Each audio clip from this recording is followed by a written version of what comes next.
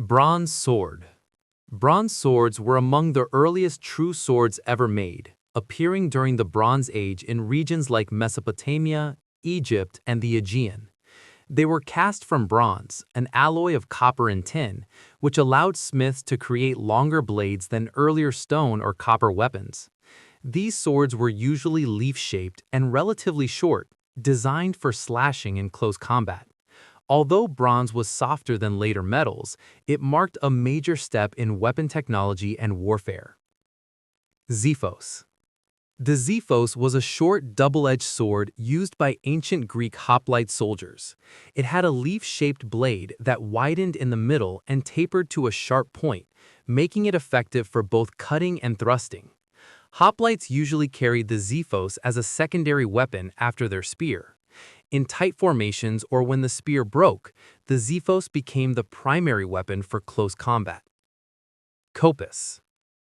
The kopis was a distinctive Greek sword known for its forward curving blade. This design placed more weight toward the tip, giving the weapon powerful chopping ability similar to a machete. Greek cavalry often favored the kopis because it could deliver devastating cuts from horseback. Its curved shape allowed it to slice deeply while maintaining strong control during swings. Gladius. The gladius was the iconic sword of Roman legionaries. It was relatively short, typically around 50 to 60 centimeters long, and designed primarily for stabbing. Roman soldiers fought in disciplined formations behind large shields, and the gladius allowed them to thrust effectively through gaps in enemy defenses. Its design emphasized efficiency and control rather than wide swinging attacks. Spatha. The spatha was a longer Roman sword that eventually replaced the gladius in many roles. Originally used by Roman cavalry, it had a straight, double-edged blade that was longer than the gladius, allowing greater reach. Over time, the spatha spread across the Roman Empire and influenced many later European sword designs, including those used by medieval knights. Falcata.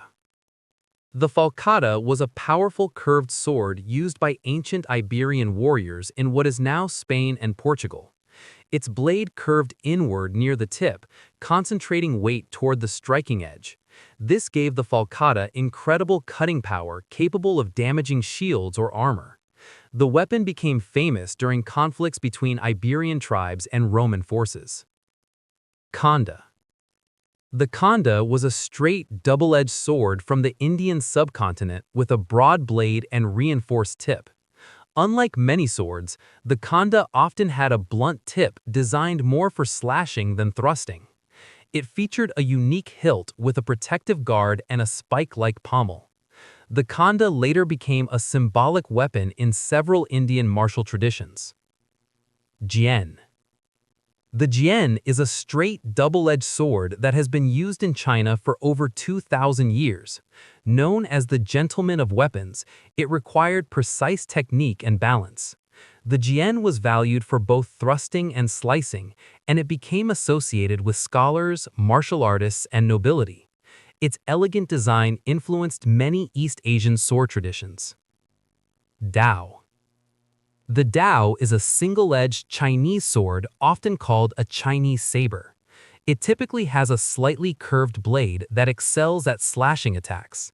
Compared to the jian, the dao was easier to use in battle and became the primary military sword in many Chinese dynasties.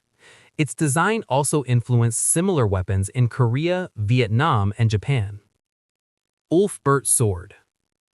The Ulfbert sword was a remarkable type of Viking-era blade found across northern Europe. These swords were made with unusually high-quality steel and bore the inscription plus Ulfbert on the blade. Their superior metallurgy made them stronger and more flexible than many contemporary weapons. Because of their quality and rarity, Ulfbert swords were considered elite weapons among Viking warriors. Katana. The katana is a curved Japanese sword traditionally used by samurai during feudal Japan. Its single-edged, slightly curved blade was designed for smooth and powerful cutting attacks, especially in close combat. Skilled swordsmiths forged the katana using layered steel, creating a blade that was both sharp and durable. Beyond being a weapon, the katana held deep cultural meaning and was seen as a symbol of a samurai's honor, discipline, and status in society. Longsword. The longsword is a sword with a longer, straight blade designed to give the fighter greater reach in combat. Early forms of longswords appeared in several ancient cultures where warriors fought more individually rather than in tight formations. The extended blade allowed both powerful cutting strikes and precise thrusting attacks. Because of its balance between reach and control, the longsword became an important step in the evolution of swords and later influenced many weapons used in medieval warfare.